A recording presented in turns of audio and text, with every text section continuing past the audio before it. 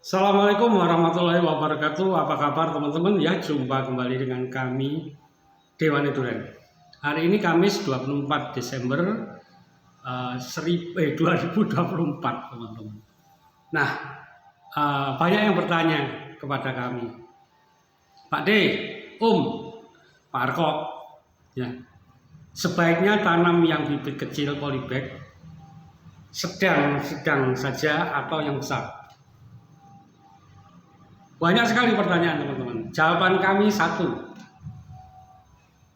tanam yang sedang-sedang saja, ya, dari dongkelan. Ya, yang sedang saja. Jadi sedang itu maksudnya begini, teman-teman. Ada yang jual bibit itu besar, tinggi 2 meter, 3 meter, 2 meter up. Kami sarankan, ya, bibit dongkelan yang tingginya 1,3 sampai 2 meter maksimal. Ya, maksimal. Kemudian, ya, jangan memilih bibit dongkelan, ya, jangan memilih yang karantinanya sudah terlalu lama.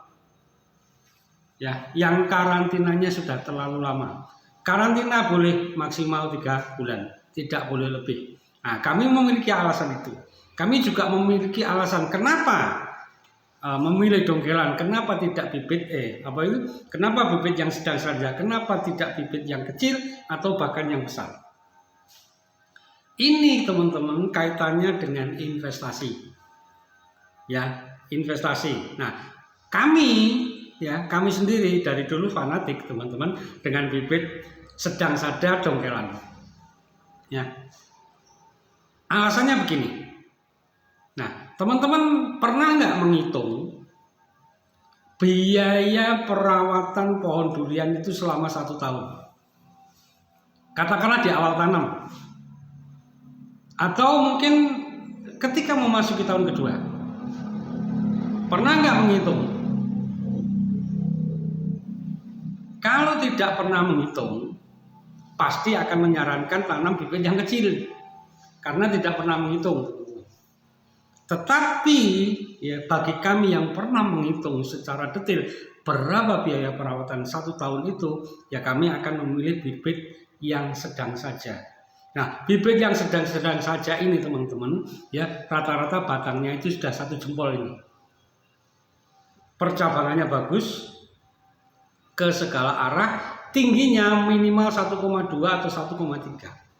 Itu 1 tahun, teman-teman. Nah, bibit yang kami sebutkan tadi adalah usianya 1 tahun.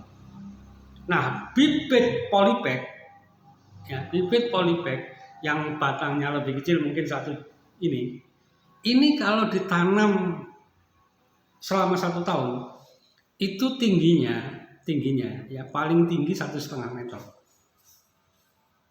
Katakanlah hampir sama dengan bibit dongkelan yang tingginya 1,3 tadi.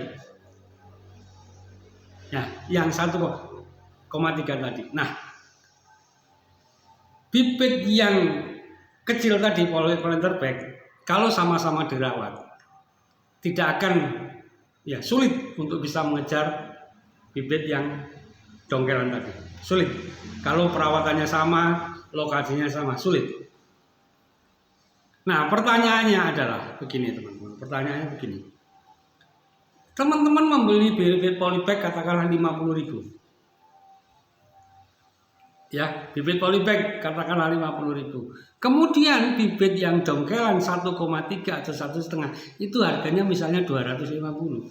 Itu selisihnya cuma 200.000, teman-teman. Selisihnya hanya 200.000. Pertanyaannya, biaya perawatan selama 1 tahun, 1 pohon, cukup nggak 200.000? Kalau dengan SOP kami tidak cukup. Kalau dengan SOP kami tidak cukup, teman-teman. Tidak cukup, bahkan bisa lebih. Ya, bahkan bisa lebih. Ini dari sisi keuangan. Artinya apa? Sama-sama kita tanam, nanti akan ada selisih waktu panen. Ya, selisihnya paling tidak 1 tahun. Nah, 1 tahun itu ya biaya perawatannya katakanlah lebih dari 200.000 dan itu sudah lebih daripada selisih harga bibit. Ya teman-teman, itu sudah lebih dari selisih harga satu bibit. Di sini teman-teman akan kalah. Ya, karena apa? Ada perbedaan waktu panen. Barangkali yang bibit dongkelan ya besaran segini itu 3 tahun panen teman-teman. Tetapi yang bibit polybag itu belum. Ini belum. Ini panen, ini belum. Ya, ini panen, ini belum. Ya. Ya. Ya, ini panen, ini belum. Nah, yang panen sudah menghasilkan. Nah, ini belum. Ya, teman-teman. Ini dari sisi keuangan. Ya, dari selisih harga perawatan tadi itu bibit kecil udah kalah. Sudah kalah. Kemudian kita panen lebih awal. Artinya apa? Kita mendapatkan uang lebih cepat dibanding yang ini. Ya teman-teman. Kemudian katakanlah ini panen 2 kali, ini baru panen 1 kali. Ya. Nah, panen yang kedua hasilnya lebih banyak nggak dari panen yang pertama? Lebih banyak teman-teman. Lebih banyak. Ya, lebih banyak. Nah, itulah alasan kenapa ya kami selalu menyarankan kepada siapapun saja, ya, kepada siapa saja untuk memilih bibit yang sedang-sedang saja. Ya, karena apa? Kita bisa mempercepat. Ya, kalau katakanlah kita berinvestasi, kita akan mendapatkan uang kembali lebih cepat daripada yang ini. Bibit yang kecil.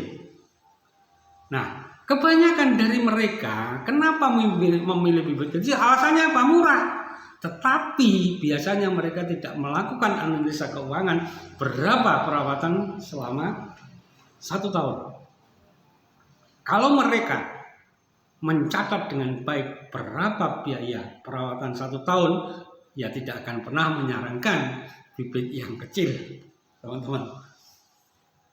Ya, bibit yang kecil tidak pernah menyarankan karena secara finansial akan kalah. Nah, ini secara finansial. Kemudian waktu itu mahal teman-teman, tidak bisa dibeli. Ya, dari sisi waktu kalah juga. Ya, dari sisi waktu kalah, teman-teman. Itulah alasan kami kenapa kami menyarankan menggunakan bibit yang sedang-sedang saja. Nah, bahkan juga ada yang menyanggap, Pak, itu lebih baik tanam dari biji. Tanam dari biji, kemudian setelah tumbuh baru di stek. Pertanyaan kan saya kembalikan, seberapa lama Anda akan kehilangan waktu? Lebih dari 1 tahun itu teman-teman. Lebih dari 1 tahun. Kenapa mereka memilih itu? Alasannya banyak. Salah satunya mereka berasumsi. Kenapa berasumsi? Kenapa beralasan? Karena belum ada penelitian ilmiah bahwa bibit yang dari bibit yang dari biji itu lebih tahan terhadap penyakit. Kalau lebih tahan terhadap penyakit enggak, karena kami sudah pernah membuktikan.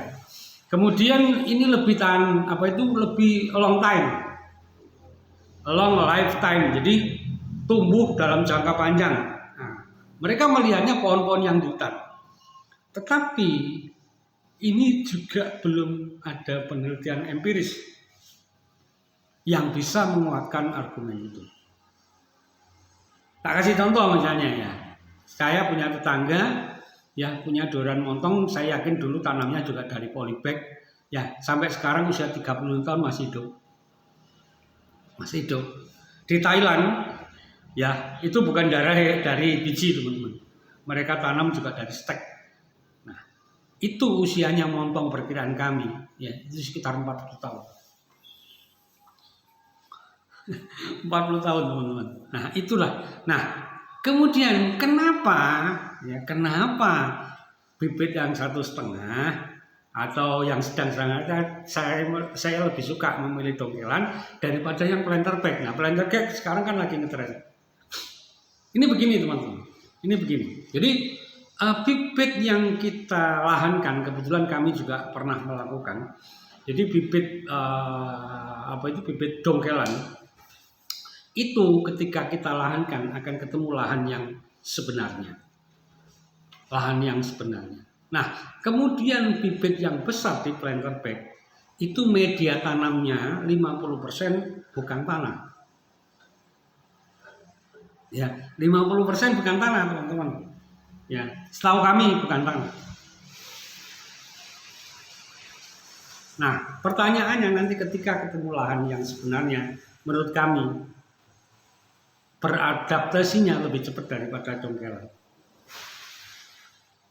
Nah, kemudian ada pertanyaan, Pak itu ketika dongkelan itu akar bawahnya kan dipotong. Bibit planter bag ketika kita mau tanam, ya akar di bawah itu harus kita potong, teman-teman. Kemudian samping-sampingnya harus juga kita potong. Kenapa? Kenapa harus kita potong, teman-teman? Karena apa? Ya, bibit planter bag itu daun durian itu sudah keluar, harusnya sudah keluar dari media planter bag. Karena tidak bisa keluar, apa yang terjadi, teman-teman? Yang terjadi mungker di dalam. Nah, ini mungkernya harus kita potong, teman-teman. Kalau mau kita tanam, kita lahankan harus kita potong. Pertanyaannya, apa bedanya dengan dongkelan? Ya kan, sama-sama dipotong, teman-teman. Sama-sama dipotong. Kemudian lagi saran kami ketika teman-teman memilih bibit dongkelan, ya karantinanya jangan lebih dari 2 bulan atau bahkan 3 bulan. Kenapa, teman-teman? Bibit dongkelan yang baik itu adalah ditanam ketika sudah lolos karantina. Nah, lolos karantina itu waktunya 3 minggu. Nah, ketika ketemu lahan, maka akarnya segera akan muncul. Jadi gini, teman-teman. Bibit dongkelan setelah kita potong, kemudian kita kasih medianya tetap itu kita bungkus, kemudian kita karantina. Selama proses karantina 3 minggu itu sudah muncul bakal akar baru. Nah, akar baru ini harus ketemu lahan baru. Kalau tidak, dia akan muter. Ya, akarnya akan muter. Nah, kalau akarnya muter, dampak yang paling nyata adalah cabang. Itu nanti lambat laun akan mati satu persatu. Semakin lama proses karantina, maka semakin banyak cabang yang seharusnya nanti produktif itu menjadi mati. Makanya teman-teman nggak usah heran kalau misalnya sekarang itu ada yang penjual bibit itu tinggi sampai 2,5 meter, tetapi cabangnya hanya ada di atas. Kenapa? Itu karena proses karantinanya terlalu lama dan cabang-cabangnya adalah mati. Oke teman-teman, ya semoga uraian singkat ini yang kurang dari 15 menit ini bisa menjawab pertanyaan teman-teman selama ini dan dijadikan pertimbangan sebelum kita berkebun durian. Oke teman-teman, tetap semangat berkebun durian bersama kami Dewani Durian. Assalamualaikum warahmatullahi wabarakatuh.